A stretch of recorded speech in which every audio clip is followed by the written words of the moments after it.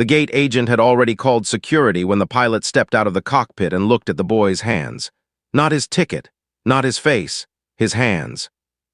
They were resting on the armrests of 3A, the first-class window seat a 16-year-old black boy had paid for with money saved over 3 summers of repairing bicycles in his grandmother's garage. His backpack was tucked neatly under the seat. His boarding pass was folded once along the crease and held between 2 fingers. "Sir," the pilot said, stopping in the aisle, "where did you get that?"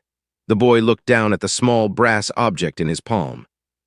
It was an old aviation compass, scratched at the edges and warm from being held too long. "My grandfather gave it to me," he answered. The pilot's expression changed so quickly that the flight attendant nearest the galley reached for the intercom, then stopped, because the compass was not the thing the pilot had recognized. He had recognized the way the boy was holding it, the same way a professional holds a piece of equipment they have trusted in bad weather. The same way somebody checks direction, without needing to announce that they know where north is. And by then, the entire first-class cabin had heard the gate agent say the words that had started it all. "You are not supposed to be sitting here," the boy had answered calmly. "I can show you my ticket," the agent had replied. "I'm sure you can. There are moments when a person is not being asked for information. They are being asked to prove they belong in the room." 16-year-old Micah Ellis had known that difference since he was old enough to reach the counter at a pharmacy. But he had never expected it to happen at 30,000 feet, 5 minutes before takeoff, with a whole cabin watching him decide whether dignity was worth the cost of making a scene. Earlier that morning, Micah had stood outside Terminal B at Charlotte Douglas International Airport with one hand on the strap of his backpack, and the other wrapped around a paper coffee cup he did not like. The coffee was for his grandmother. She had insisted he take it from the house because airport coffee cost too much, then forgotten she had already poured sugar into it. Micah carried it anyway. He carried most things carefully, even when they were inconvenient. His grandmother, Loretta Ellis, was 72 and worked 3 mornings a week at a neighborhood clinic, mostly scheduling appointments and telling people where to park. She had raised Micah since he was 8, after his mother died and his father disappeared into the kind of silence families learn to stop explaining. Loretta had not been able to walk him into the terminal. Her knees had been swollen, and the overnight shift at the clinic had left her moving slowly. So she had pressed 2 fingers against his jacket before he left the house and said, "Don't shrink to make anybody else comfortable." Micah had smiled. "I'm going to a flight competition, Grandma." "I'm not planning to shrink. You say that now? I say it because it's true." She had studied him for a moment. Micah was tall for his age, narrow-shouldered, and still carried the cautious posture of somebody who had learned that being noticeable could attract the wrong kind of attention. His locks were tied behind his head. His shoes were clean but old. His navy blazer had belonged to his debate team cousin, and the sleeves had been shortened by Loretta with a sewing machine that rattled whenever it reached a thick seam. "You know what your grandfather used to say?" she asked. "That planes don't care who you are?" "No." He said machines tell the truth faster than people do. Micah looked at the brass compass clipped inside his backpack. His grandfather, Samuel Ellis, had been a flight engineer in the Air Force before becoming a civilian aircraft mechanic. He had died 2 years earlier, leaving behind toolboxes, maintenance manuals, and a habit of writing small notes in the margins of anything he read. Micah had inherited the compass because Samuel had carried it during his first overseas assignment. It was not a navigation instrument anybody would trust in modern aviation. It was old, imperfect, and sentimental, but Samuel had taught Micah that sentimental objects could still carry useful lessons. "Hold it flat," he would say. "Don't fight the needle. Give it time to tell you what it knows." Micah had been 9 when he first asked why the needle trembled near metal. Samuel had answered by taking apart a broken radio on the kitchen table. By 12, Micah could identify the sound of a failing bicycle bearing before his grandmother heard anything at all. By 14, he had built a homemade wind tunnel from plywood, a box fan, and clear plastic sheeting. By 15, he had written a paper about low-cost pitot tube redundancy for student aviation programs. Then watched a regional science fair judge skim the first page and ask if his parents had helped him. His parents had not. His grandfather had been dead for 11 months. Micah had won first place anyway. The prize was a scholarship to the National Youth Aviation Summit in Denver, where he would present his design to aerospace educators, private pilots, and representatives from flight schools. The scholarship covered registration and a standard economy flight. It did not cover the connection, the baggage fee, or the opportunity to travel without worrying about every dollar. Then a sponsor from a local aviation nonprofit offered him a last-minute upgrade. First class was not supposed to be part of the story. Micah had not asked for it. The nonprofit's director, a retired black woman named Dr. Evelyn Price, had called Loretta personally and said, "The boy has spent 3 years building systems out of scrap. Let him sit in a real one for once?" Loretta had cried after hanging up. Micah had pretended not to notice. The ticket was real. The seat was paid for. The name on the reservation was Micah Ellis, exactly as it appeared on his state identification and the summit registration.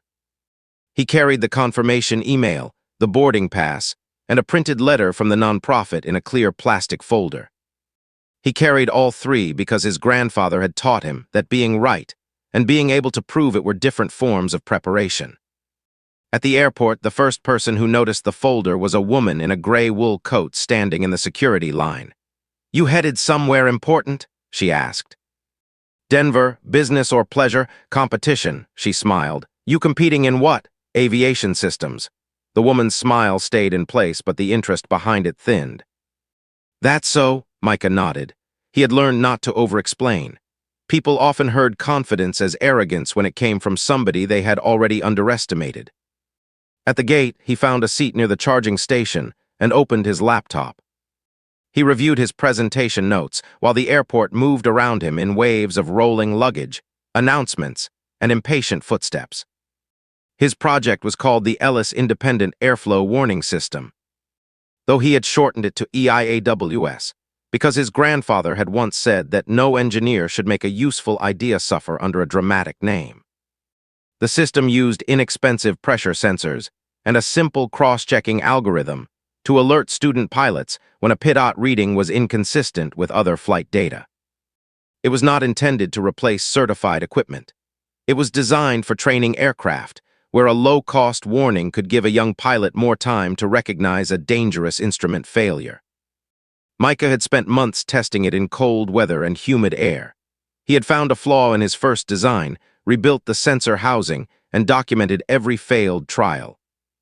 The final presentation had 23 slides, 11 diagrams, and one sentence he had written on a yellow sticky note. "Do not confuse simple with easy." At 8:42, the boarding announcement began. Micah closed his laptop and checked his phone. Loretta had sent a message. "You got this. Eat something that isn't airport candy." He sent back a picture of the coffee cup. She replied with 3 angry emojis. Micah boarded with Group 1. That was the first reason the gate agent stopped him, not because the ticket was invalid. Because a young black passenger in a navy blazer had scanned before several older passengers wearing expensive coats, and the scanner had chimed with a soft green light. The gate agent, a woman named Dana Whitcomb, looked at the screen, then at Micah, then back at the screen. "Your boarding group is correct," she said. Micah thought she was telling him that he could proceed. "Thank you." He took 2 steps before she called him back. "Hold on." The line behind him compressed. Somebody sighed. Dana leaned toward the monitor. She was in her early 40s, with blonde hair cut to her jaw and a company badge clipped precisely at her collarbone. Her expression was not openly hostile. That was part of what made the moment difficult to name. She looked like a person solving a small administrative problem. "Where are you going?" she asked. "Denver. I mean, what are you doing in Group 1? Micah held up the boarding pass. "My seat is 3A. Dana gave a short laugh that did not reach her eyes. "Okay." "And who booked that for you?" "The Horizon Flight Foundation." "Are you traveling with a group?" "No. Any adult meeting you on the other end?" "My grandmother is meeting me at the airport when I come back." "The summit has a chaperone list." Dana glanced over his shoulder at the growing line. "I need you to step aside so I can verify something." Micah did not move immediately. It was a small hesitation, but he felt the whole line notice it. "Is there a problem with the ticket?" he asked. "No one said there was a problem." You asked me to step aside, because I need to verify the passenger manifest. Micah looked at the printed boarding pass. Can you verify it here? The man behind him muttered, Come on, man. Dana's jaw tightened. Sir, I'm not going to debate airline procedure with you at the gate. Micah felt heat spread behind his ears. He knew that tone. It was the tone adults used when they wanted to make a question sound like misconduct. I'm not debating, he said. I'm asking why my ticket needs more verification than anyone else's. For a second, Dana did not answer. Then she reached for the boarding pass. Micah handed it over. She scanned the barcode again. The screen flashed green. Seat 3A, she said. Yes. First class? Yes. She scanned it one more time as if the machine might become embarrassed and correct itself. Go ahead, she said. Micah took the pass and walked down the jet bridge with his shoulders level and his heart beating too hard. He did not know that Dana had already flagged his name in the gate notes. Passenger questioned regarding premium cabin assignment. Verify at boarding. He did not know that the note had been entered before he arrived. And he did not know that the person who wrote it had not been Dana. Her name was Marissa Cole, the lead customer experience supervisor assigned to the morning departure. Marissa had been promoted 6 months earlier after a string of complaints about delays, misconnects, and angry passengers. She had built her reputation on control. She knew which rules could be bent, which rules could not, and which people were unlikely to challenge either one. She had been standing behind Dana when Micah approached the scanner. She had seen the first-class ticket, she had seen Micah, and she had decided there was a discrepancy before she checked for one. Inside the aircraft, Micah paused at the curtain separating the first-class cabin from the main cabin. The flight attendant at the front, a woman with silver hoops and a neat braid, looked up from her tablet. Good morning, she said. Good morning. Seat 3A, she glanced at the pass and smiled. Right this way. Her name tag read NIA. Micah found 3A, placed his bag under the seat, and sat by the window. The leather was softer than anything he had ever flown in. He touched the stitching once, then pulled his hand back. He did not want to look impressed. He also did not want to lie to himself. A woman across the aisle was reading a financial newspaper. An older man in 2D was speaking quietly into a headset. In 1A, a sharply dressed passenger was complaining about the lack of sparkling water before takeoff. Nobody paid attention to Micah for nearly 4 minutes. Then Marissa Cole appeared at the curtain. She did not ask Nia anything. She looked directly at Micah. Excuse me, she said. Micah looked up. May I see your boarding pass? He handed it over. Marissa studied it. Unlike Dana, she did not scan it. She read every line slowly, while standing close enough for Micah to smell the citrus perfume on her wrist. Did someone assist you with this seat? She asked. The Foundation booked it. Which foundation? The Horizon Flight Foundation. Marissa looked at Nia. Are you familiar with that organization? Nia's eyes moved from Marissa to Micah. They sponsor youth aviation programs. I know what they do. Marissa handed the pass back. Mr. Ellis, this cabin is reserved for confirmed first-class passengers. Micah stared at her. I'm a confirmed first-class passenger. I'm asking you to come with me for a moment. Why? Marissa's mouth tightened into a professional smile. Because there appears to be an issue with your reservation. What issue? We can discuss it at the front. I'd rather discuss it here. The woman across the aisle lowered her newspaper. Nia stopped tapping on the tablet. Marissa kept her voice low, but low voices can carry farther than loud ones when every person nearby is listening. Sir, you're making this more difficult than it needs to be. Micah looked at the confirmation email on his phone, then at the printed letter in his folder. I can show you the payment confirmation. That won't be necessary. If the reservation is an error, the payment confirmation seems relevant. Marissa's eyes sharpened. Stand up, please. Micah remained seated. His grandfather's voice surfaced in his memory, not as comfort but as instruction. When a system begins moving you without explaining why, ask for the name of the system. Are you saying my seat is invalid? Micah asked. I'm saying I need to verify your eligibility for this cabin. Eligibility? The word hung between them. Marissa looked around, perhaps noticing it had landed badly. I mean the reservation.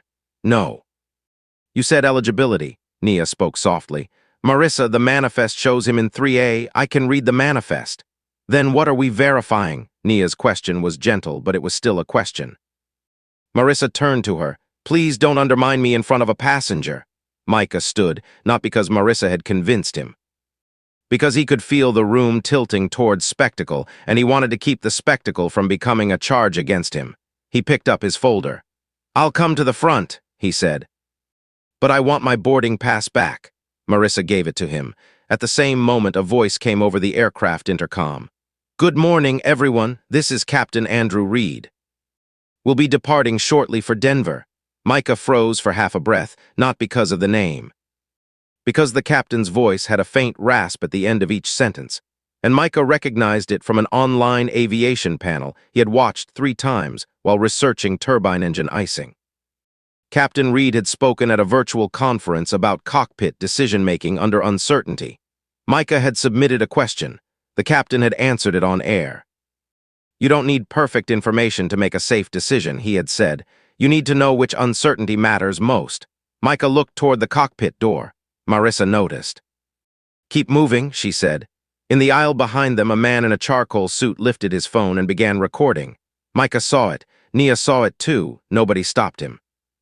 At the front of the cabin, Marissa pointed toward the jet bridge. We'll sort this out outside. Micah's fingers tightened around the compass in his pocket. Outside the aircraft. Yes, before departure, that would be the idea. Are you removing me from the plane? Marissa exhaled through her nose. I'm not removing you. I'm asking you to step off while we resolve a possible seating irregularity. The language was polished. The effect was not. A seating irregularity did not follow a teenager down the aisle while somebody filmed.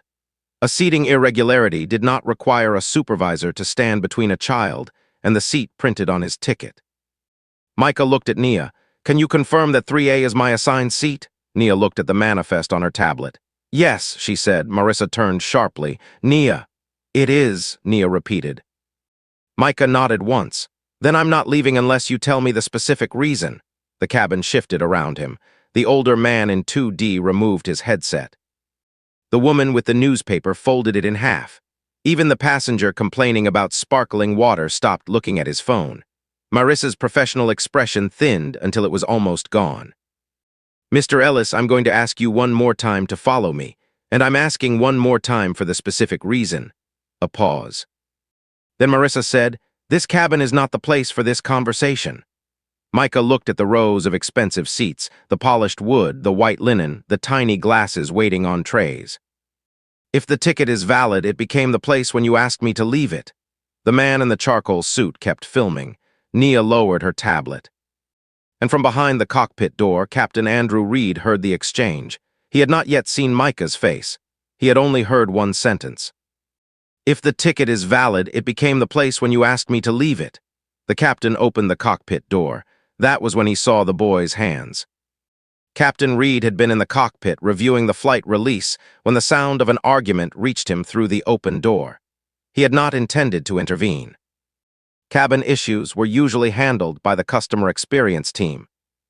And he had learned over 22 years of flying that a pilot who inserted himself into every dispute became another source of delay. But the sentence had cut through the routine noise.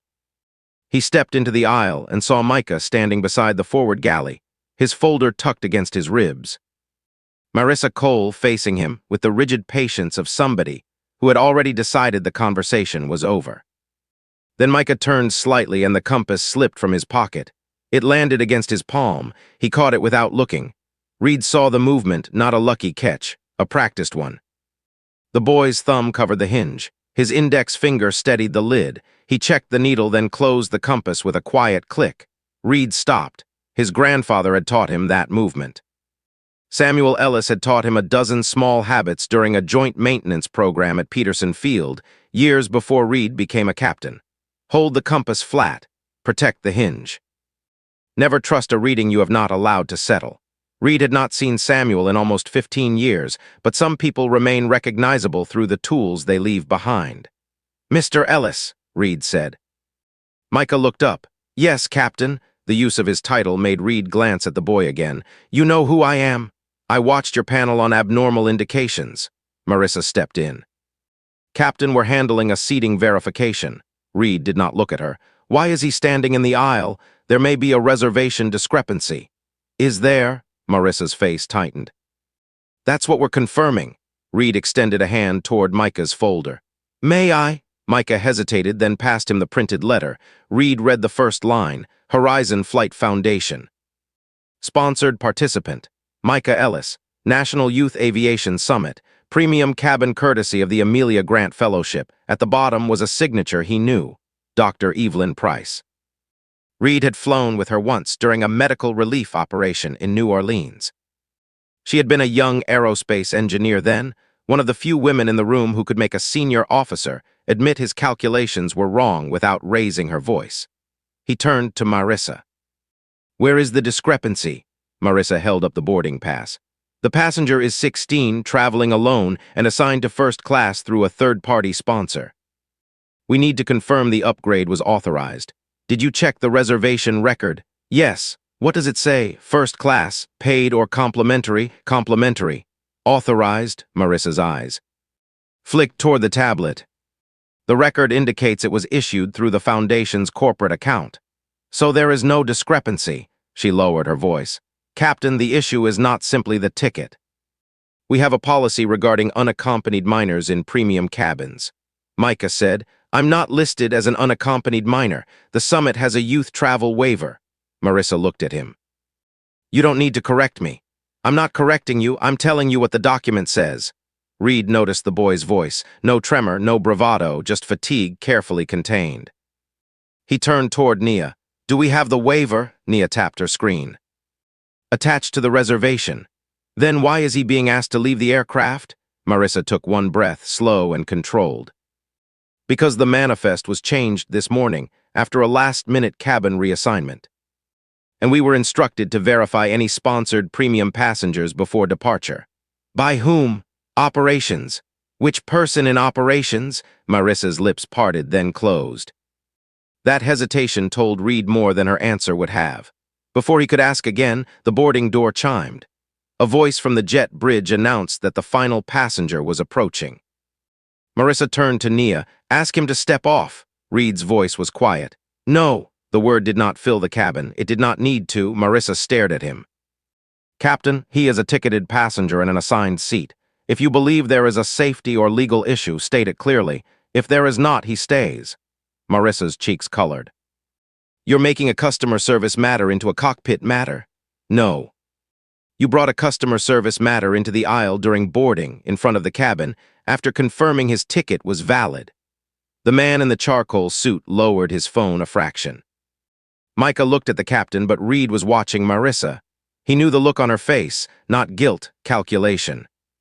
She was weighing whether the captain's authority could be made to sound like a personal disagreement. I'm following procedure, she said. Then show me the procedure.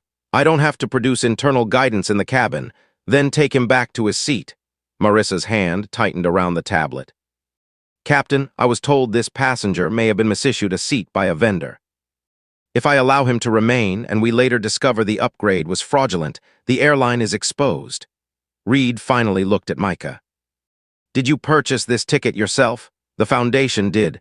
Do you have confirmation of payment? Yes. Micah opened the folder, found the receipt, and handed it over. Reed scanned the amount, the authorization code, and the booking channel. It's legitimate, he said. Marissa leaned closer. You can't verify a corporate payment from a printed receipt. No, but the reservation system already did. A man in 1C gave a small, irritated sigh. Can we just leave? Marissa turned toward him. We're resolving a matter. He looked at Micah, then away. That was the first silent witness to choose comfort over clarity. Micah returned to 3A. Reed remained in the aisle for another moment. Mr. Ellis, he said, if you need anything during the flight, let the crew know. Micah nodded. Thank you. Reed started back toward the cockpit, then paused. Your grandfather was Samuel Ellis, wasn't he? Micah's face changed, only slightly, a tightening around the eyes. A breath that stopped halfway in. Yes, Reed looked at the compass. I thought so. Marissa stared between them. You knew his grandfather?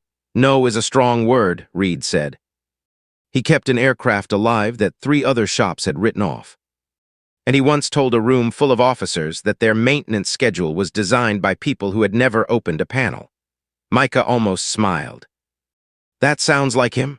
Reed nodded and went into the cockpit. The door closed. For a few seconds, the cabin breathed again. Marissa did not. She stood beside Micah's row, looking at the compass as if it had become another piece of evidence against her. "Please remain seated," she said. Micah fastened his belt. "I was planning to." The first public wound had been avoided but not healed. The cabin had watched a captain overrule a supervisor. That did not mean the passengers had understood why. Some saw a teenager with unusual luck. Some saw a staff dispute that had become awkward.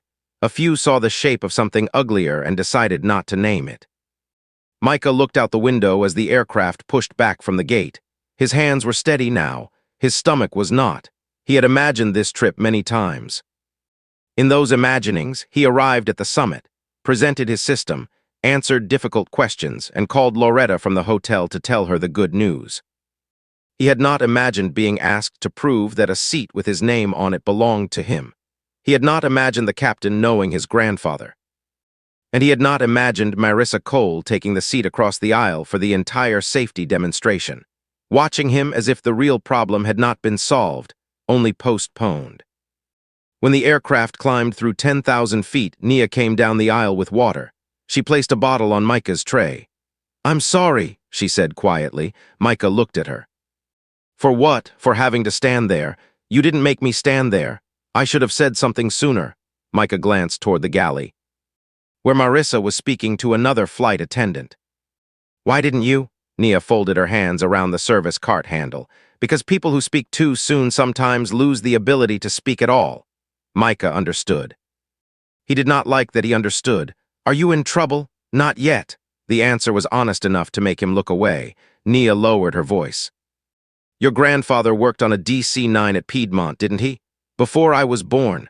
My father was a mechanic there. He used to mention Samuel." Micah turned back. "What did he say? That he could hear a bad compressor blade through a closed hangar door."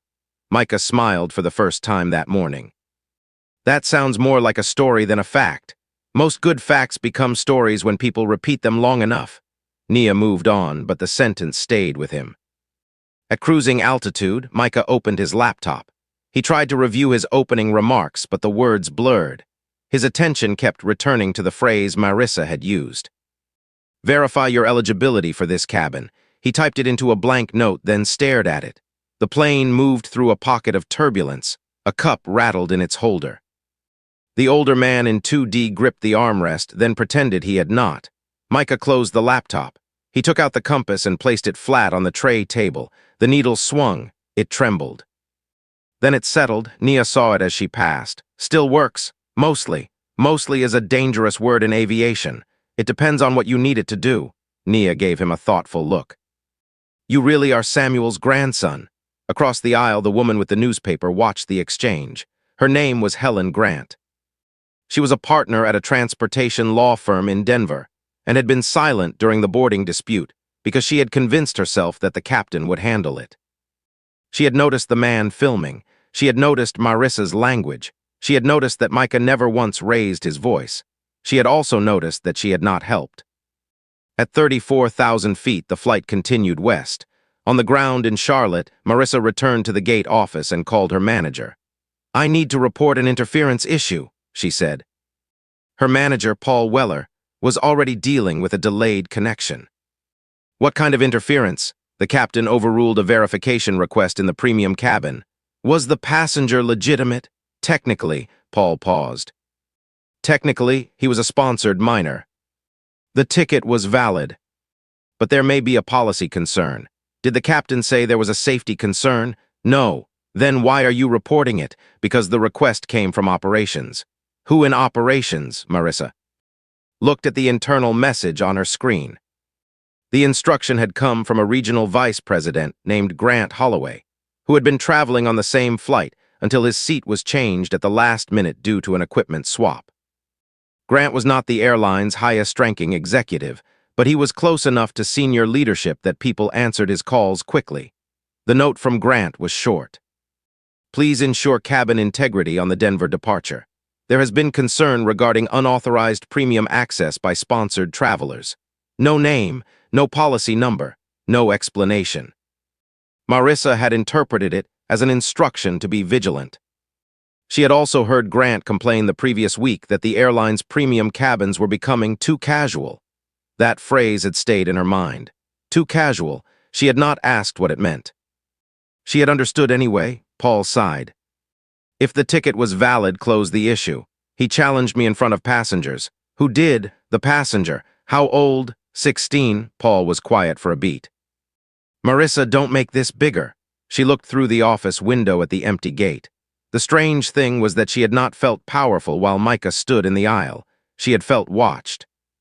Not by the passengers exactly, by the possibility that somebody might ask her why she had chosen him. She had no answer she could say aloud. I'm not making it bigger, she said. You called me? Marissa ended the call without responding. Across the country, Micah's flight attendant brought him a meal he had not ordered. Courtesy of the captain, Nia said. Micah looked at the tray. I'm not hungry. You should eat before you present. You know about the summit. I read the note in the reservation. Micah lifted the lid. Chicken, rice, vegetables, a small salad. It looked better than anything he had planned to buy in Denver. He took a bite. The older man in 2D spoke without looking over. Your grandfather was Samuel Ellis, Micah turned. Yes. Air Force, yes. The man nodded as if a private question had been answered. I knew his work. Micah waited. The man said, he found a structural fatigue issue in a fleet inspection that people above him did not want found. What happened? He documented it. That's all. That was enough. The man returned to his newspaper. Micah looked at the compass again. He had heard pieces of his grandfather's life all his life, but never in order. Samuel had rarely described his own accomplishments. He talked about what needed fixing, who needed training, and why shortcuts eventually sent the bill to somebody who could not afford it. Micah wondered what else people knew about him. Then his phone vibrated. A message from Dr. Price. Call me when you land.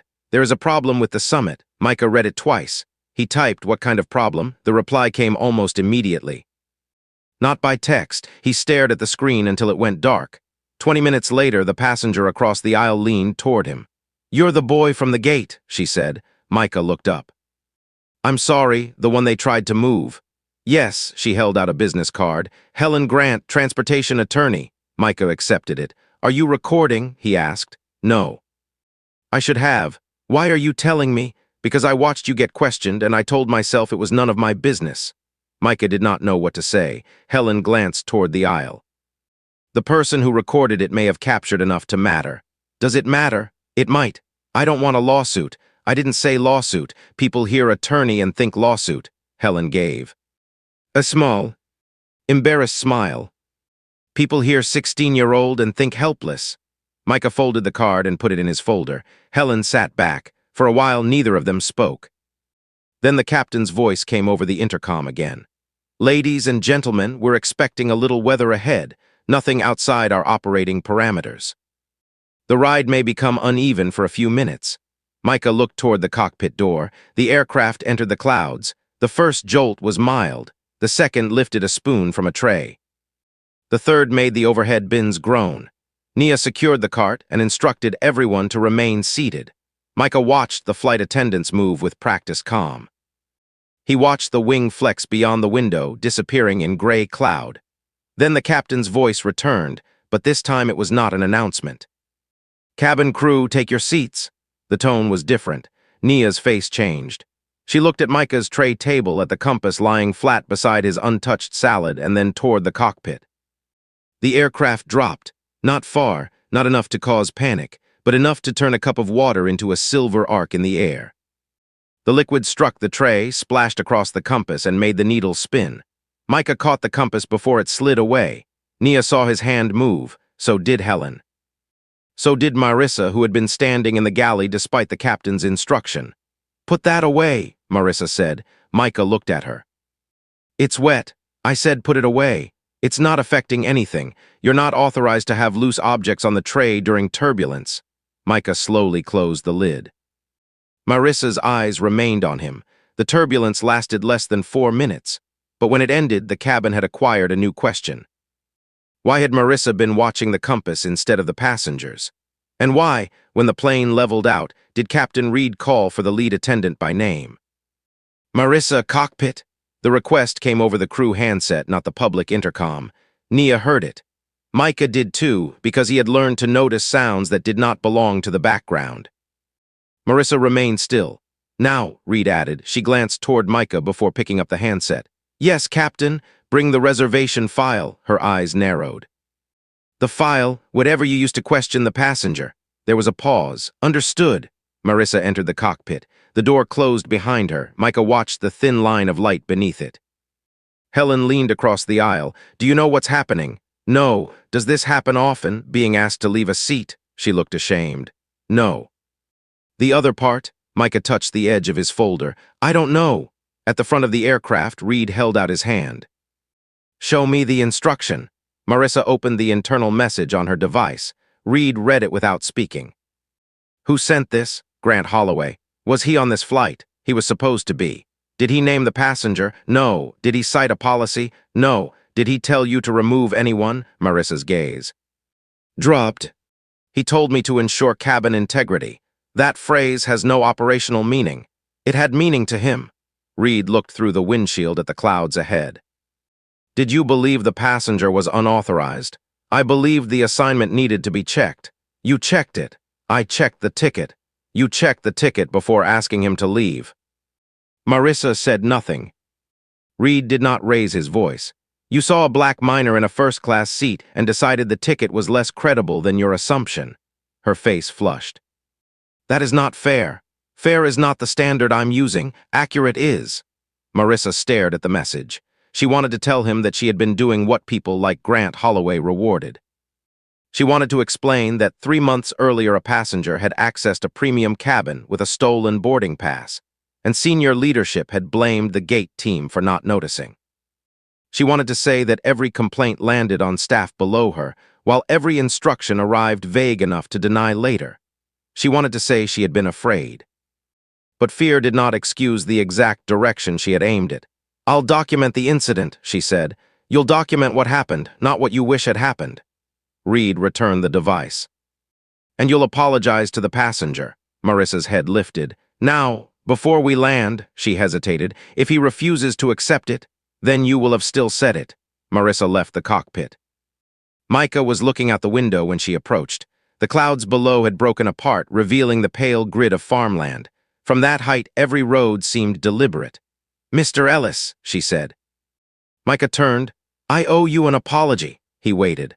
Marissa glanced at the passengers nearby. She had intended to keep the apology quiet, but Reed's instruction had not included privacy. I questioned your first-class assignment after confirming your ticket was valid. I asked you to leave the cabin without giving you a specific reason. That was inappropriate. The words were correct. They were also carefully arranged. Micah asked, was it because I'm 16? Marissa's eyes flickered. Your age was part of the review. Was it because I was traveling alone? Yes. Would you have done the same thing to a white student with the same ticket? The aisle went still in a way that was not theatrical. It was the physical pause of people who had just heard a question they did not want answered for them. Marissa looked at him. I can't speculate about that. Micah nodded once. Then the apology doesn't answer the question. Nia lowered her eyes. Helen sat very straight. The older man in 2D folded his newspaper completely. Marissa's voice became colder. I apologized for the process. No, you apologized because the captain told you to? The statement struck harder than a raised voice. Marissa's face closed. I'm going to ask you to keep your comments respectful. Micah looked down at the compass. I've been respectful the whole time. Marissa walked away. At the galley, Nia whispered, you didn't have to answer her. Micah kept his eyes on the window. I know. Then why did you? Because if I didn't, she could call the apology complete. Nia had no reply. The flight landed in Denver at 11:18 local time. Micah gathered his folder and backpack. His phone had filled with messages from Dr. Price. Call me before you leave the gate. Do not go to the Summit Hotel alone. There is something you need to know. He called as soon as the seatbelt sign went off. Dr. Price answered on the first ring. Are you safe? Yes. Did anyone touch you? No. Did they remove you from the flight? No. Tell me exactly what happened. Micah looked toward the front of the cabin, where Marissa stood beside the exit door. She was not looking at him now. He described the gate, the questions, the aisle, the captain, and the apology. He did not embellish. He did not need to. When he finished, Dr. Price was silent. "Micah," she said, "the Foundation did not purchase your upgrade through a vendor." "What do you mean?" "It was issued directly through the airline's executive partnership account." Micah looked at the printed receipt. "The account belongs to whom?" "Grant Holloway." The name seemed to tighten the air around him. "Why would he sponsor my ticket?" "That is what I'm trying to find out." Micah stepped into the terminal. Travelers flowed around him, unaware that his day had acquired a second layer. "Doctor." Price continued. "Your grandfather did contract work for an aviation manufacturer before he joined the Air Force.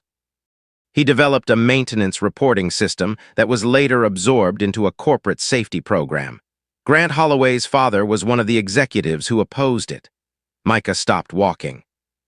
"Why?" "Because Samuel's system documented failures that management had been hiding." Micah looked at the compass. "Did my grandfather ever tell you this?" "He told me enough." "What does that have to do with my ticket?" "I don't know yet." A voice sounded behind him. "Micah," he turned. It was Captain Reed, still in uniform, carrying a thin black binder. Dr. Price heard the silence through the phone. "Who is with you?" "The captain." "Put him on." Micah offered the phone. Reed took it. "Evelyn." "Andrew, I was about to ask you whether you know what Grant Holloway has been doing." Reed's expression hardened. "I know he sent a vague instruction to question Micah's cabin assignment." "I'm not talking about the assignment." Dr. Price's voice sharpened through the speaker. "Andrew, did you read the document Micah was carrying? The fellowship letter?" "Yes, the last page." Reed opened the binder. "I saw the sponsorship." "Not the back." Micah looked at the letter. He had printed it at home and placed it in the folder without reading the final page closely. The back contained a block of text beneath the Foundation's logo. Reed turned the paper over. His eyes moved across the page, then stopped. "Micah," he said, "did you know your project was selected for the Samuel Ellis Safety Innovation Award?" Micah stared at him. "No, Doctor." Price exhaled through the phone. "The announcement was supposed to happen at the summit." "Why didn't you tell me?" Micah asked. "Because the selection committee wanted to surprise you." Reed looked toward the terminal windows. The name on the award was not merely honoring Micah's grandfather. It was attached to a fund created after Samuel's maintenance reporting system helped uncover a chain of falsified inspection records. The fund had been quietly administered for years by the Horizon Flight Foundation. Micah felt proud, then uneasy. "Why would Grant Holloway be involved?" "Doctor." Price said, "Because his company is trying to absorb the Foundation's training program. Your presentation is the first public event where that proposal could be challenged." Reed's eyes narrowed. "Grant is on the summit board." "He is the board chair." Micah looked down the concourse toward the baggage claim. He had spent the morning believing somebody wanted to take his seat. Now he wondered whether somebody wanted to control the room he was traveling toward. "Doctor." Price said, "Micah, you are not obligated to present if you feel unsafe." Micah thought of Loretta's sewing machine, the rattling needle, the coffee she had oversugared. The way she had told him not to shrink. "I'm presenting." "Then you will not be alone." Captain Reed handed the phone back. Micah said, "What's in the binder?" "Your grandfather's original maintenance report," Reed answered. "Why do you have it?" "Because Samuel gave it to me after I made a mistake during my first year as a co-pilot. He said I needed to understand the difference between an inconvenience and a warning." Reed opened the binder to a page covered in handwriting. The paper was yellowed. The ink had faded at the edges. But the final line was clear. "A quiet warning is still a warning. Ignoring it does not make the danger disappear." Micah read the sentence twice. "What mistake did you make?" "I trusted a clean instrument more than an inconsistent one." "And what happened?" "We landed safely." "That sounds like a good ending." "It was a lucky ending." "Those are not the same thing." Reed closed the binder. "Your grandfather taught me to respect small contradictions." Micah looked toward the exit. "Then I think we have one." Reed waited. "Why did Grant Holloway tell them to check sponsored premium passengers when my reservation was issued through his own account?" The captain's face changed. It was the first crack in the adult certainty surrounding Micah. Neither of them had an answer. At the Summit Hotel, Grant Holloway sat in a private conference room with two executives from Meridian Aerosystems. He was 58, silver-haired, broad-shouldered, and skilled at making impatience look like leadership. On the table before him lay a printed screenshot from the aircraft's cabin camera.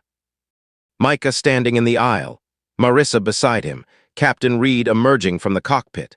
Grant had received the image from a staff member who had seen the passengers recording online. The video had not yet been posted publicly, but somebody had sent it to him with a message. This may become an issue. Grant zoomed in on Micah's face. "He looks exactly like Samuel," said one of the executives. "That's not relevant," Grant replied. The executive glanced at him. "Isn't it?" Grant closed the image. The proposed merger with Horizon Flight Foundation depended on the summit board approving a new corporate partnership. The partnership would bring money, equipment, and jobs to several youth programs. It would also give Meridian access to the Foundation's data, curriculum, and scholarship network. Grant told himself it was modernization. He did not tell himself that the program's founder had once testified against his father.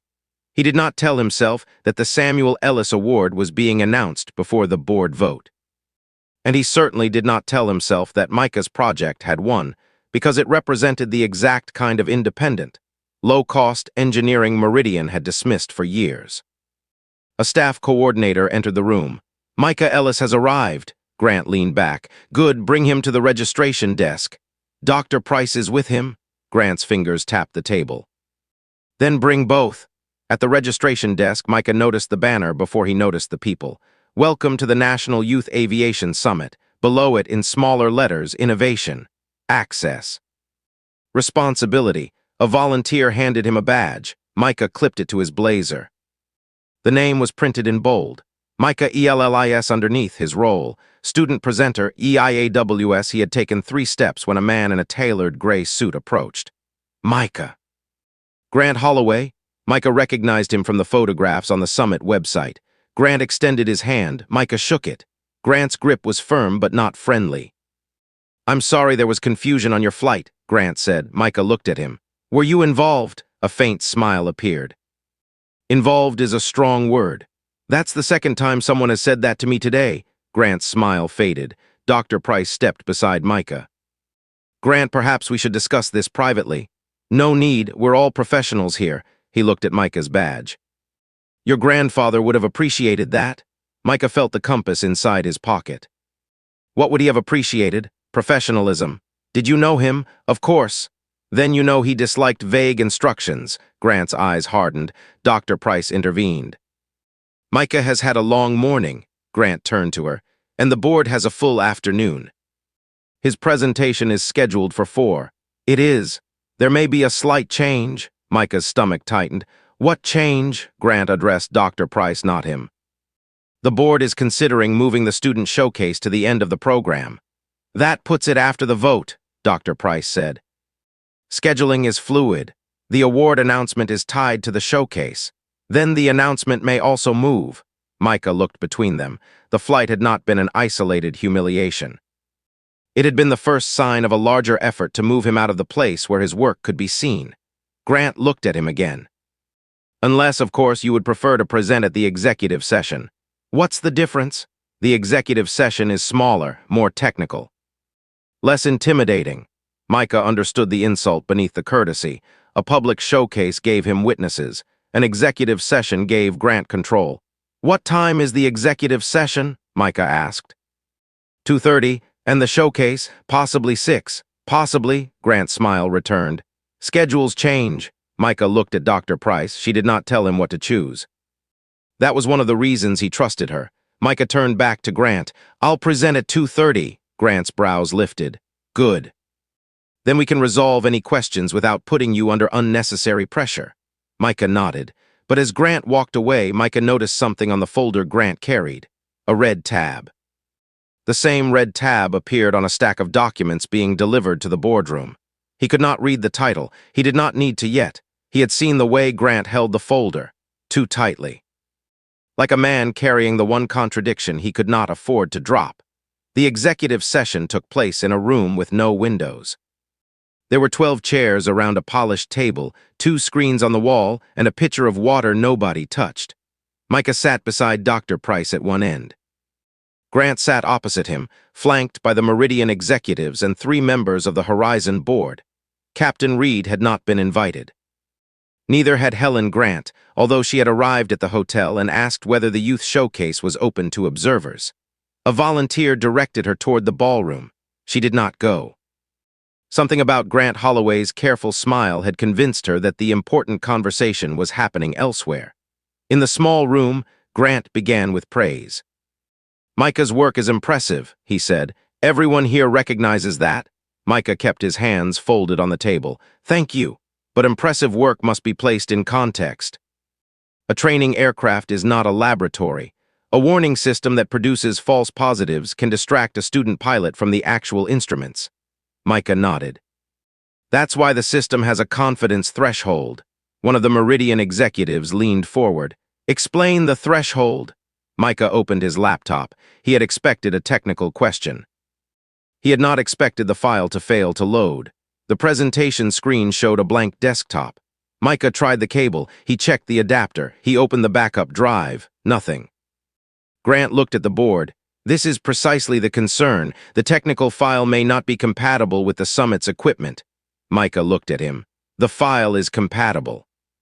"It was tested yesterday." "By whom?" "Me." Grant's smile was mild. "You are a student, Micah, a talented one, but still a student, Doctor." Price said the file was tested by our technical coordinator. Grant glanced at the coordinator seated near the door. The young man looked at his notes. "It was working this morning." Micah studied the cable. The connection was loose, but the failure was not random. The device recognized the drive, then disconnected it every few seconds. "Can I use the whiteboard?" he asked. Grant leaned back. "Of course."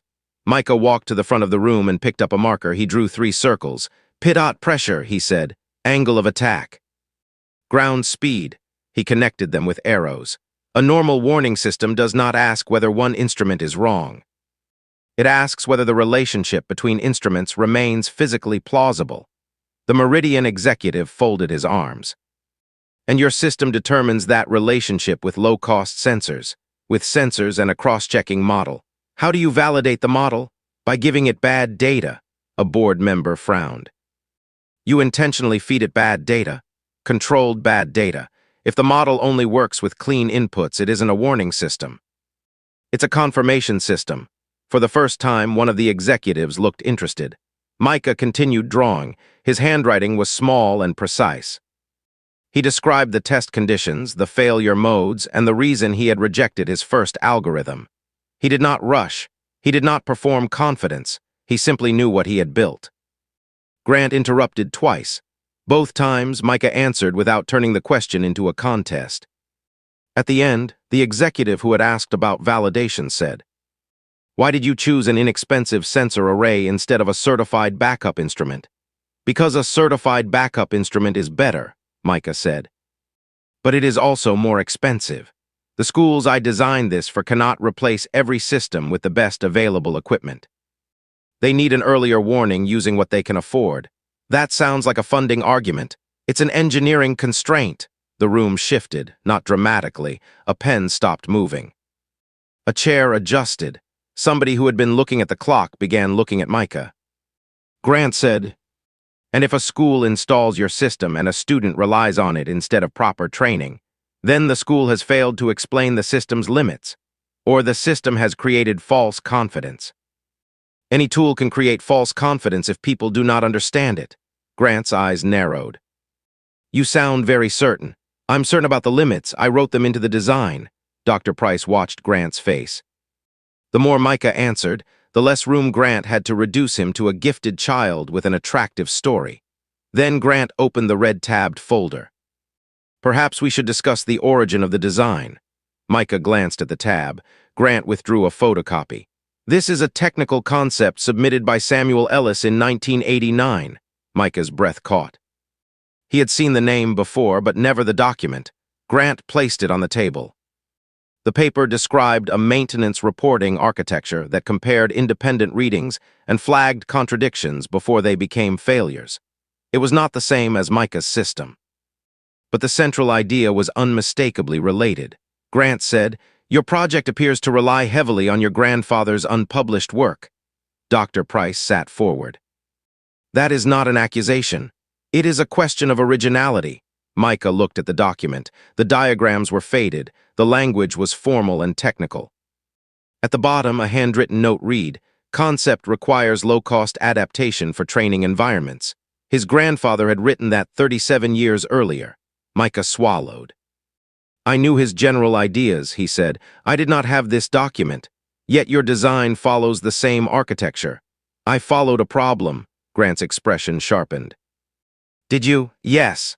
Or were you given your grandfather's work and told to reproduce it?" The question was deliberately insulting. It challenged the one thing Micah had built without anybody's permission, his authorship.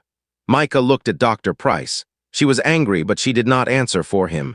He turned back to Grant. "My grandfather taught me to ask why readings disagree. He did not build my sensor housing. He did not write my code. He did not run my tests. Can you prove that?" Micah opened his folder and removed a spiral notebook. The cover was bent. The pages were crowded with dates, measurements, sketches, and corrections. He placed it on the table. "Every test is dated, every failed version is here." Grant did not touch it. Micah opened to a page near the middle. "This is the first version." The pressure readings drifted in humidity. "Here is the correction. Here is where the correction created a delay. Here is the final version." He turned the notebook toward the board. No speech could have defended the work as effectively as the evidence of its failures. The Meridian executive picked it up. "Who witnessed these tests?" "Professor Lena Ortiz at Central Piedmont." "Is she here?" "She was supposed to be," Grant said. "Professor Ortiz is a consultant to the Foundation." "That is not independent verification." "Then use the raw data," Micah said. Grant looked at him. Micah's voice remained even, but something had changed beneath it. Not anger, refusal. "The data is in the drive that stopped connecting." The technical coordinator rose. "I can bring another laptop," Grant said. "There is no need to turn this into a hardware demonstration." Micah turned toward him. "That is what you asked for." "I asked for an evaluation." "Then evaluate it." The room held that exchange for a moment. Grant's authority depended on controlling the shape of every question. Micah kept returning the question to the work.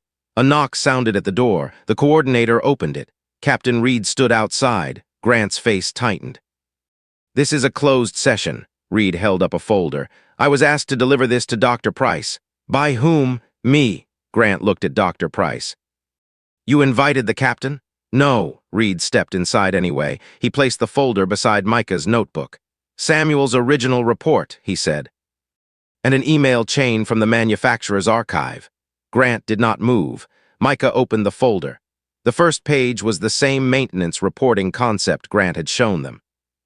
The second page contained a letter from the manufacturer's legal department, dated 1990. "Mr. Ellis's design has been reviewed and incorporated into the company's internal safety architecture.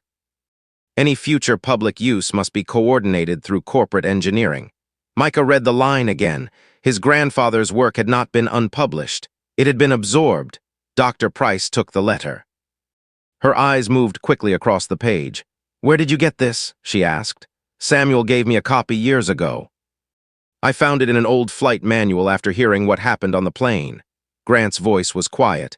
"That document is not authenticated." Reed looked at him. "Neither is the accusation you just made." Grant's jaw worked. The door opened again. Helen Grant stood there with the man from the aircraft, the one who had recorded the boarding dispute.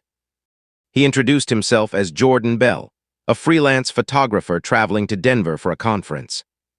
"I'm sorry," Helen said, "but the front desk told me this was the executive session." "It is closed," Grant said. Jordan held up his phone. "Then you may want to know that the video from the flight has been shared with the airline's ethics office." Grant's expression shifted. Helen stepped inside. "And before anyone suggests the video is irrelevant, it includes the supervisor confirming that Micah's ticket was valid, asking him to leave anyway, and referring to his eligibility for the cabin." Grant looked at Marissa, who had entered behind them. "You brought staff into a closed board session?" he asked. Marissa's voice was barely audible. "I was called." Micah watched her stand near the door, hands clasped in front of her. She looked smaller than she had on the aircraft, not because she lacked power, but because power had been taken back by the person who had borrowed it. Grant turned to Reed. This is an inappropriate escalation, Reed answered. You created the escalation when you sent an instruction to target sponsored premium passengers without identifying a policy or a passenger. Grant's eyes hardened. I was protecting the integrity of the cabin. Micah looked at him.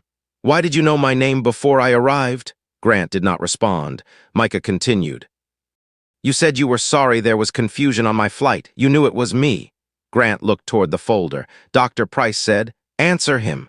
The board members began looking at one another. Grant's first instinct was to deny it.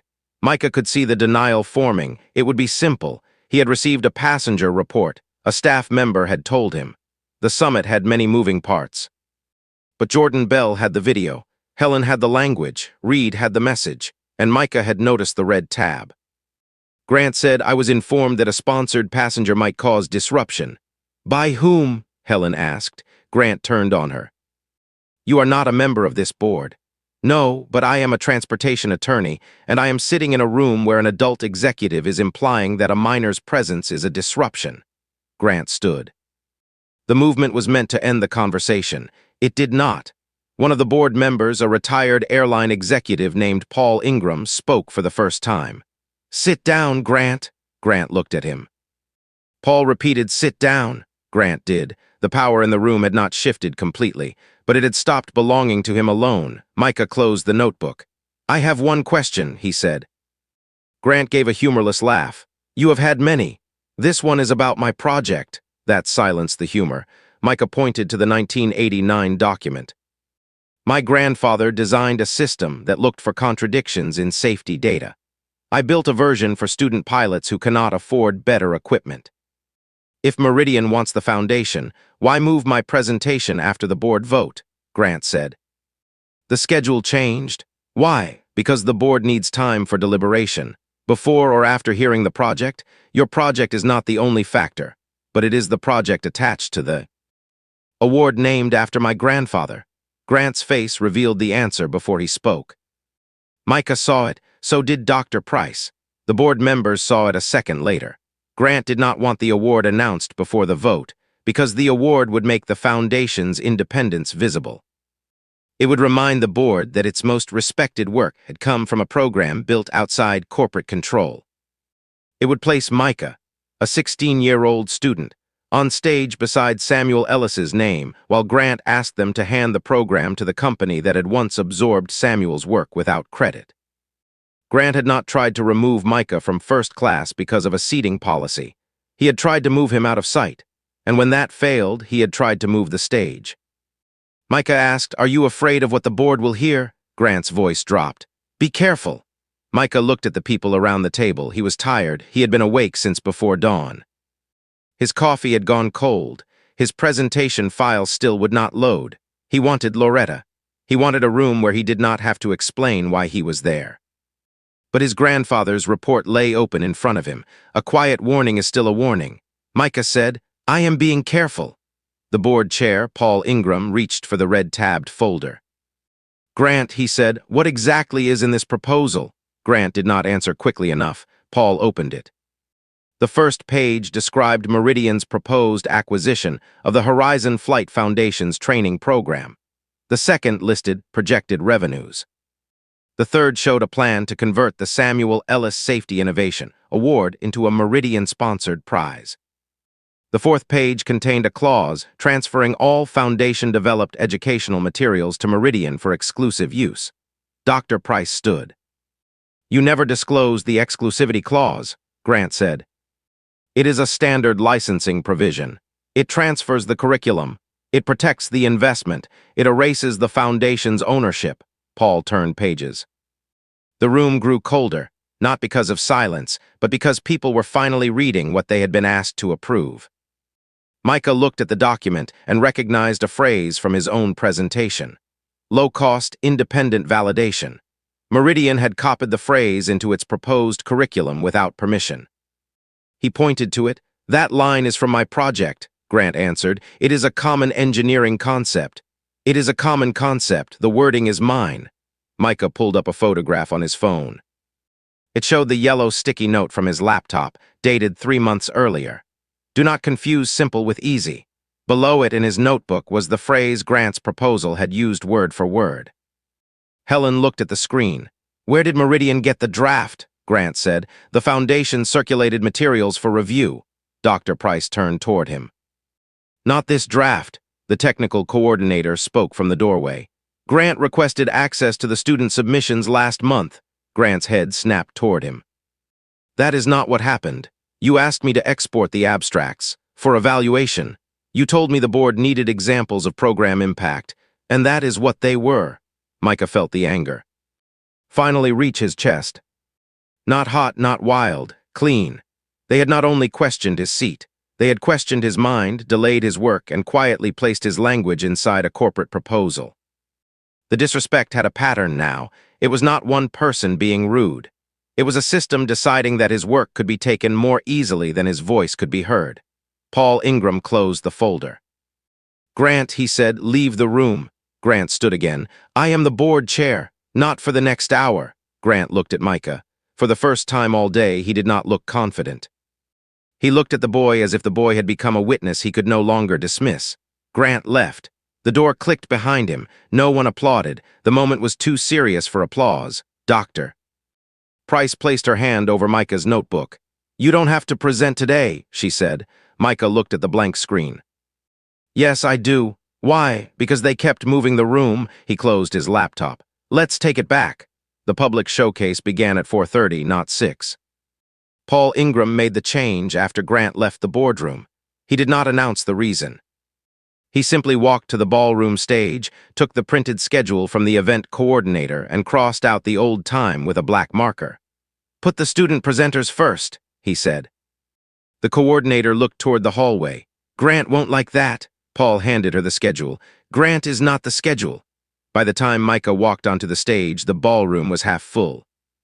The room held educators, airline representatives, flight instructors, students in pressed shirts, and a dozen people who had come for the board vote and stayed, because the name Samuel Ellis had begun moving through the crowd.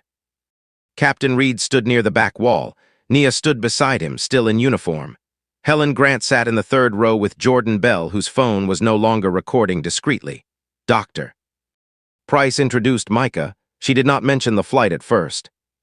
She spoke about his work, his testing, and the fact that he had built a functioning prototype with less money than some companies spent on conference lunches. Then she said, "He has also learned something no technical education should require a child to learn. That competence does not always protect you from other people's assumptions." Micah looked at her. She stepped away from the microphone. The projector failed again. A murmur moved through the ballroom. The technical coordinator crouched beside the equipment. "The file still won't mount." Grant Holloway appeared at the rear doors. He had changed out of his conference jacket and wore a dark suit. His face was composed, but his eyes went immediately to the screen. "This is exactly why the showcase was scheduled later," he said loudly enough for the nearest people to hear. "We should not be presenting unfinished work to partners." Micah held the microphone. "My work is finished." Grant looked at him. "Your presentation is not. The presentation is a way to explain the work." A few students in the audience exchanged glances. Grant walked closer. "Micah, this is an important professional gathering. It is not a classroom exercise." Micah kept his eyes on the audience. "Then I'll present it professionally." He turned to the technical coordinator. "Can you bring the sensor kit?" The coordinator looked at Dr. Price. She nodded. Micah removed a small black case from his backpack. Inside were 3 pressure sensors, a circuit board, a battery pack, and a length of clear tubing. The pieces looked modest on the wide ballroom stage. Grant laughed softly. "That is not an aviation instrument." "No," Micah said. "It's a demonstration of the logic behind the warning system. You cannot validate a flight system with a tabletop experiment. I'm not claiming that I can. I'm showing how the system identifies a contradiction." Grant looked toward the board members seated along the side wall. "Are we comfortable with this?" Paul Ingram answered. "Let him present." Micah placed the sensors on the table. He connected the tubing to the first sensor and set the display so the audience could see the readings. A volunteer from the technical team held the second end. When pressure changes normally, Micah said, all three readings move within a predictable relationship. When one line is blocked, the readings disagree. He pinched the tubing. One number climbed. Another remained steady. The third shifted by a smaller amount. On the display, a yellow warning appeared. Micah released the tubing. The numbers returned to alignment. The yellow warning disappeared. The audience leaned forward. Grant crossed his arms. That is a simple demonstration. Yes, it doesn't prove the system works in flight. No. It proves the logic can detect an inconsistent input. Flight testing would prove how it behaves under real conditions. Grant seemed irritated by the answer because it gave him nothing to attack. Micah continued, My system does not tell a student pilot, you are safe. It tells them, the information you are receiving does not agree. Check your instruments and follow your training. That distinction is the most important feature. A flight instructor in the front row raised her hand. What happens if two sensors fail? Micah answered. The system cannot identify truth by majority vote if the majority is wrong. That's why the warning includes confidence levels and directs the pilot back to certified instruments. Another instructor asked, How did you test false positives? Micah turned to the table. I created them. He attached a second line and began introducing small pressure changes at controlled intervals. The display flickered between green, yellow, and red. The audience watched the pattern. Micah explained every change. No dramatic music, no grand claim. Just a boy at a folding table, showing adults exactly where his idea worked and exactly where it did not. That honesty did more for him than confidence would have. The Meridian executive who had questioned him earlier stood near the side wall. He watched the system identify an intermittent fault that the executive had not seen Micah mention in the first presentation. Did you add that test after the session? He asked. No. It's in the notebook. Why didn't you include it in the slides? Time limit. The executive looked toward Grant. Grant's arms remained crossed, but one thumb had begun rubbing the side of his index finger. A small motion. Micah noticed it because he noticed systems under stress. At the end of the demonstration, Paul Ingram took the microphone. Before we continue, the board has reviewed a document that raises a question about the Foundation's proposed partnership with Meridian Aero Systems. Grant stepped forward. Paul, this is not the venue. It became the venue when the proposal was discussed here. Grant looked at the audience. The partnership would expand access, provide equipment, and protect the Foundation's long-term future, Dr. Price said, at the cost of ownership. Grant turned toward her. At the cost of refusing to adapt. Micah stood beside the sensor kit listening. Grant continued. We cannot preserve a legacy by refusing resources. We cannot ask young people to build the future with outdated tools while blocking the organizations willing to invest. It was a strong argument. That was what made Grant dangerous. He was not wrong about everything. The Foundation did need money. Its older training aircraft required repairs. Its scholarship fund had begun shrinking. Several community programs would close within 2 years without new support. Grant knew how to speak to those fears because they were real. He also knew how to hide control inside the language of rescue. Helen stood. May I ask a question? Grant looked annoyed. This is a board matter. Then answer as a board member. Why does Meridian's proposal require exclusive ownership of the Foundation's curriculum? Grant said. To justify the investment. Why does it include student submissions? They were provided for evaluation. Were students told their work could be transferred? Grant glanced toward the coordinator. No one answered. Jordan Bell lifted his phone. I have a copy of the request sent to the coordinator. Grant's voice sharpened. You have no right to distribute internal correspondence. I'm not distributing it. I'm asking why it exists. The audience had begun to understand that the afternoon was not simply a student showcase. A decision about access, credit, and ownership was unfolding in front of them. Micah looked at the red-tabbed folder on the table. He stepped toward the microphone. I have a question too. Grant turned to him. Do you believe the Foundation needs Meridian's money? Grant asked. Yes, Micah said. A murmur moved through the room. Dr. Price looked at him, surprised but not disappointed. Micah continued.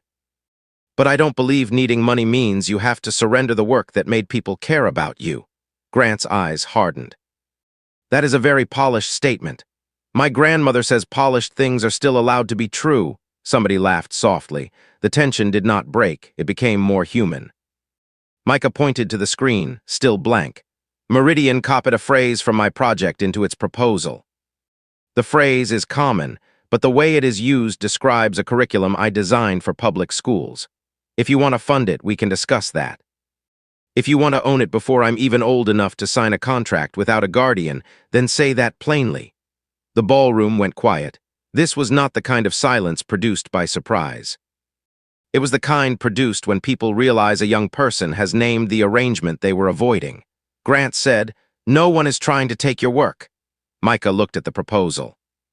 "Then remove the transfer clause." Grant turned to the board. "His work is not the entire partnership." "No," Micah said. "But it is a test of whether your partnership respects the people it claims to serve." The Meridian executive stepped forward. "I want to clarify something." Grant's head turned. Daniel, the executive, Daniel Cho, held the red-tabbed proposal. Meridian did not authorize the use of this student's language. "I was not aware of the transfer clause's scope." Grant stared at him. Daniel continued, "I also was not aware that the cabin incident involved Micah. I received an instruction this morning to preserve premium access from unauthorized sponsored travelers. I assumed it referred to a different operational concern." Marissa stood near the rear wall.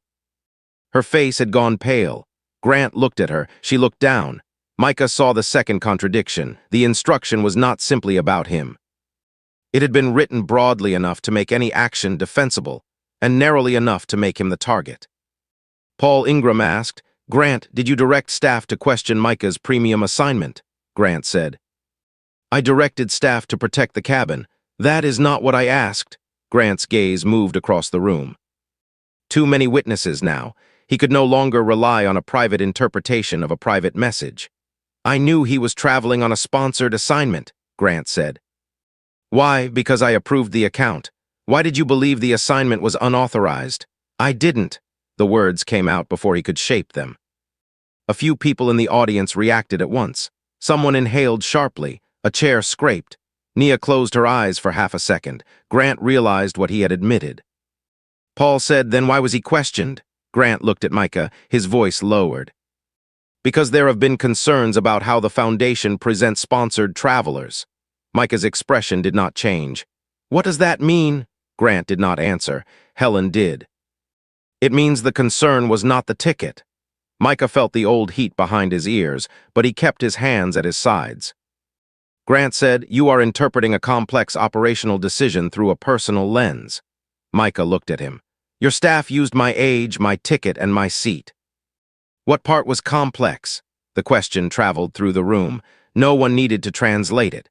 Grant had spent the day building layers of procedure around a simple act of judgment. Micah had spent the day peeling them away. Dr. Price walked to the microphone. Samuel Ellis spent his life documenting failures that powerful people called inconvenient. He did not do it to embarrass anyone. He did it because the cost of silence always lands on someone with less power. She looked at Grant. Today, a 16-year-old did the same thing. Micah lowered his eyes. He did not want the comparison. He wanted the work to stand on its own. Captain Reed spoke from the back. His grandfather would have corrected the comparison. Dr. Price smiled faintly. Yes, he would.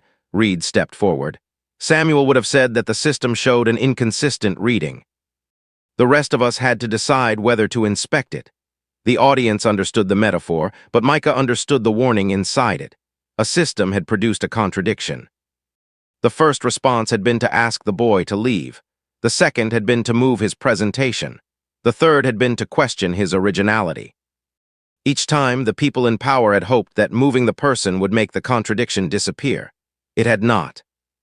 Paul Ingram announced that the board vote would be suspended pending an independent review of the proposal, the student submission process, and the cabin incident. Grant objected. "This will cost the Foundation months," Paul said. "Then we will spend the months." The board members voted one by one, 7 for suspension, 2 against, 1 abstention. Grant did not vote. He had been removed from the chair for the remainder of the meeting. The public consequence was not a shouted dismissal or a security escort. It was smaller and in some ways more damaging. People who had spent the afternoon accepting his certainty now watched him gather his papers without anyone asking him to stay. Marissa approached Micah after the ballroom began to empty. "I need to tell you something," she said. Micah faced her. She looked exhausted. "I saw your name in the executive message before you boarded. I knew the ticket was legitimate. I thought the instruction meant I had to question you." "Why me?" Marissa swallowed. "Because you were the only sponsored passenger in the cabin. And because Grant had complained about the Foundation's guests before." "What did he say?" She looked toward the empty stage. "That they did not understand the difference between access and entitlement." Micah said nothing. Marissa's voice broke slightly. "I told myself I was protecting the airline. I was really protecting my position." Nia stood nearby, giving her the chance to leave without being watched. Micah asked, "Are you going to say that in the report?" Marissa looked at him. "Yes, even if it hurts you?" "Yes," he nodded. "I hope you do." Marissa accepted the answer as a judgment, not forgiveness. That distinction mattered. Outside the ballroom, Helen handed Micah a copy of the video. "You should keep this," she said. "Thank you, you were very calm." "I was. You looked calm. Those aren't the same thing," Helen smiled. "Your grandfather's phrase? No. Mine, it was the first time he claimed something without explaining where it came from." Jordan Bell joined them. "I'm going to publish the video," he said, "not to make you famous. To document the incident." Micah looked at Helen. She said, "He can blur your face if you want." Micah thought of Loretta. He thought of the next student who might be told their ticket was a mistake, their voice too young, their work too familiar to belong to them. "Don't blur it," he said. Helen studied him. "Are you sure?" "No," Micah answered, "but I want the truth to have a face." That evening, Dr. Price finally gave him the award. The ceremony had been postponed, but the award itself could not wait. They met in a quiet corner of the hotel lobby. Paul Ingram, Captain Reed, Nia, Helen, and several students from the summit stood nearby. Dr. Price held a glass plaque engraved with his name. Samuel ELLIS Safety Innovation Award Micah ELLIS for practical engineering, honest testing, and the courage to question systems that fail the people they were built to protect. Micah read the words. He did not speak at first. Dr. Price said, "Your grandfather would complain about the font." Micah laughed. "He hated decorative lettering. He would also tell you not to confuse recognition with the end of the work." "I know." "No, you know the sentence. You're still learning the weight of it." Micah held the plaque. The glass was heavier than he expected. Captain Reed placed Samuel's old report beside it. "You should keep both," he said. Micah looked at the report. "This belongs to you. It belonged to Samuel. He gave it to me because he wanted me to use it." "Then I'll use it," Reed nodded. At the airport the next morning, Micah sat in the ordinary waiting area with his backpack between his shoes. He had a return ticket in economy. The Foundation had offered him first class again, but Micah declined. Not because he believed first class was wrong, because he did not want the seat to become the symbol of what had happened. A seat was a seat. The insult had been the assumption attached to it. Loretta met him at the arrival's curb in a borrowed wheelchair, wearing the same green scarf she wore whenever she wanted to look more important than the weather. Micah walked toward her carrying the plaque. She saw it before she saw his face. "Oh," she said. Micah crouched beside her. "Hi, Grandma," she touched his cheek. "Did you eat? Mostly. Did you shrink?" "No," she looked at the plaque. "Did you make them regret it?" Micah glanced back at the terminal. He thought of Marissa's report, Grant's empty chair. Paul's black marker, Nia's apology, Helen's card, Reed's binder, the people who had stayed quiet then slowly found their voices when speaking became safer. "No," he said. "I made them look at it," Loretta nodded. "That's better." On the drive home, Micah told her everything, not in the order it happened. He started with the pilot recognizing the compass, then went back to the gate, then explained the documents, the board, and the demonstration. Loretta listened without interrupting. When he finished, she said, "Your grandfather would have been proud." Micah looked out the window. "I wish he could have seen it." "He did." Micah turned toward her. Loretta tapped the plaque. "No, I don't mean in heaven. I mean in you. You kept checking the readings. You didn't accept the first explanation just because it came from somebody wearing a badge." Micah smiled. "That sounds like him too. Most true things sound like more than one person." 3 months later, the independent review was released. It found that Grant Holloway had authorized access to student submissions without proper disclosure. It found that the Meridian proposal improperly claimed ownership over Foundation-developed materials. It found that the cabin instruction had no defined operational standard, and that Marissa's questioning of Micah was inconsistent with airline policy. Grant resigned from the Foundation board before the review became public. The airline issued Micah a written apology. The letter did not call the incident a misunderstanding. It named the behavior, profiling, improper escalation, and failure to honor a valid reservation. Micah kept the letter in the same folder as his grandfather's report, not as a trophy, as a record. Marissa remained with the airline, but she transferred to a training division. Her first workshop was about ambiguous instructions and the damage caused when employees fill in the gaps with assumptions. Nia attended the workshop on her day off. When Marissa reached the section about premium cabins, she stopped and said, "The correct question is not whether someone looks like they belong. The correct question is whether the record supports the action you are about to take." Nobody in the room knew whether she was speaking from policy or memory. She was speaking from both. The Horizon Flight Foundation rejected Meridian's exclusive ownership clause and negotiated a different partnership, funding without transfer of student work, equipment grants without control of the curriculum, and a public archive honoring the engineers whose ideas had been overlooked before they became profitable. Micah's warning system entered a supervised flight testing program the following spring. The first test aircraft was a small trainer with sun-faded paint and a cockpit that smelled like dust, oil, and old vinyl. Micah sat in the passenger seat beside Professor Ortiz while a certified pilot flew a series of controlled maneuvers. The system gave a yellow warning during the third test. Professor Ortiz checked the instruments. A pressure line had begun to restrict airflow. The warning did not save the airplane. The pilot did not need saving. The warning did something more ordinary and more valuable. It gave the people inside the aircraft a few extra seconds to notice a problem before the problem became urgent. Micah wrote the result in his notebook. Test 3. False alarm avoided. System behaved as designed. Then he added one more line. Small warnings deserve attention. That night he called Captain Reed. "You were right," Reed said after Micah described the test. "About what?" "Your grandfather. Machines tell the truth faster than people do." Micah laughed. "He told me the opposite." Reed smiled through the phone. "Then he was smarter than I am." The video Jordan Bell had recorded reached millions of views over the next year. Most comments focused on the moment the captain walked into the cabin. Some praised Micah. Some criticized the airline. A few argued that the situation had been exaggerated. Micah read very few of them. He understood that public vindication was not the same as universal agreement. Justice did not require every stranger to become generous overnight. It required the facts to become harder to hide. When the summit invited him back the following year, they asked him to speak about engineering ethics. Micah stood on the same stage, older by 12 months and more comfortable in his own shoulders. The projector worked this time. He ignored it. He brought the sensor kit. He brought the notebook. And he brought the brass compass, though he did not mention it until the end. "People often think engineering is about making machines obey," he told the students. "It is also about noticing when the machine is telling you that your assumptions are wrong." He held up the compass. "This belonged to my grandfather.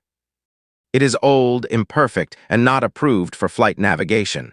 But it taught me something useful. When the needle trembles, you don't punish the needle for failing to look certain. You find out what is disturbing it." The students listened. Some took notes, some looked confused. One girl in the front row stared at him with the expression of someone hearing a lesson she would need later. Micah continued, "People can be like that too. A person may hesitate because they are afraid. They may ask a question because something does not make sense. They may look out of place because the room was designed to recognize only one kind of person. Don't mistake discomfort for evidence." In the back of the ballroom, Loretta sat in a wheelchair beside Nia. Captain Reed stood behind them. "Doctor." Price held the first copy of the new curriculum agreement. Helen watched the students watching Micah. No one in that room could change what had happened on the flight. The words had been spoken. The phone had recorded them. The assumption had been exposed, but the room could decide what happened next, and this time it chose not to move the boy out of the way. It moved the microphone toward him. After the speech, a student approached Micah near the side entrance. She was 14, wearing a yellow hoodie and carrying a model glider with one wing repaired by tape. "Can I ask you something?" she said. "Sure, what do you do when people don't believe you?" Micah looked at the glider. "First, I check my work," the girl nodded. Then I find one person who is willing to look at the evidence." "What if nobody is?" Micah thought about the gate agent, the cabin, the silent passengers. The captain stepping out of the cockpit, the boardroom without windows, the public stage, his grandmother waiting at the curb. "Then you keep building evidence," he said. "Not because they deserve your proof, because your truth deserves a place to stand." The girl looked down at her glider. "Can you help me fix this?" Micah smiled. "Show me where it bends." They sat on the floor by the wall, two engineers with different levels of experience and the same problem in front of them. Micah did not ask who had told her the glider was impossible. He did not need to. The tape had already answered. It had been repaired by someone who refused to throw it away. And sometimes that is where excellence begins, not with a perfect machine, not with a powerful person finally approving you, but with the quiet decision to keep your hands steady while the world insists you are holding the wrong thing. If this story meant something to you, share it with someone who has ever been asked to prove they belonged in a room they had already earned their way into. And stay close, because the next story carries a very different kind of tension. A black woman arrives at a luxury auction with an ordinary canvas under her arm. And the art world laughs until the auctioneer reads the name written on the back. Until then, remember this. A valid ticket does not become invalid because someone refuses to believe the passenger. And a warning does not become less true because the room would rather stay comfortable. Micah Ellis kept the compass. He kept the letter. He kept the notebook full of failed designs. But the thing he carried forward was simpler than all of them. He did not need to look like he belonged. He needed to remain honest about what he had built. And when the needle trembled, he did not apologize for it. He waited. He checked the reading. Then he let the truth point north.